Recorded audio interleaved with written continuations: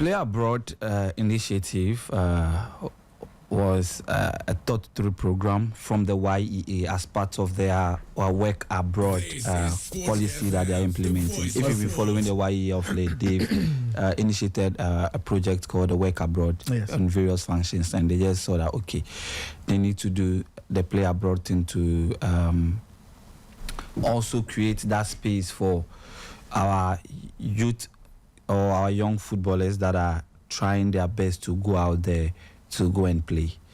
And apparently when they came to our office. Who was this? The YEA. The YEA. Yeah, the YEA came to our office to make a presentation. They came to meet the minister to make a presentation on the Play Abroad. And in that meeting, the main agenda or the main discussion was around the desperation of the youth to go outside and go and play. And we want to create a safe pathway for the talent identification, talent development, and also legal guidance towards migration and going out there to go and then play. Now, when they brought the concept, Honorable Kofi Adams asked some few questions, and we realized that we need a team being put together from the YEA side and then the ministry side. And this stakeholder engagement at the center of it is the FA, is the clubs, and then foreign affairs, and then IOM. Okay. This IOM being International Organization of Migration. Migration. Yeah. Okay. Mind you, the IOM already met. We launched a program with them on funding about human trafficking in sports. That happened in February. In February. Yeah, in February, and so this was a program organized by who? IOM. The IOM. IOM, because they actually came to the ministry last year, 2024. Okay. To start a research into human trafficking in sports. So a technical team is working with the IOM, finding out the data and research into how if this issue is actually real. And despite we've heard stories now, I'm a research person, so the RSIM department and the IOM have been doing a lot of engagement on research to find out the actual data in all the sports and how our youths are desperate to go out there. But throughout it all, we find out that football is the main sports that this is happening in. So when they came, my honorable minister mentioned to them, we had engagement with IOM already, and these are the conversations going on. So let's put a team together, a technical team from your side, a technical team from our side, and GFA, the clubs. They list a lot of stakeholders that are supposed to meet, and then we fine-tune one document that will go from the grassroots to identify the talent, groom the talent, educate the talent, and as well as creating that pathway for them. That's IOM. So IOM is not that's IOM. That's Play Abroad. Play Abroad is not to to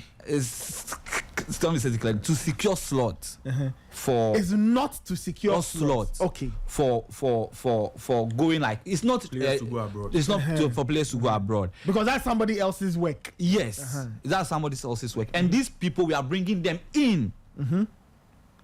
Because mind you, one player out through this Play Abroad thing is -1 of the unemployment ratio. And we are working with all the sector players when it comes to this player transfer thing.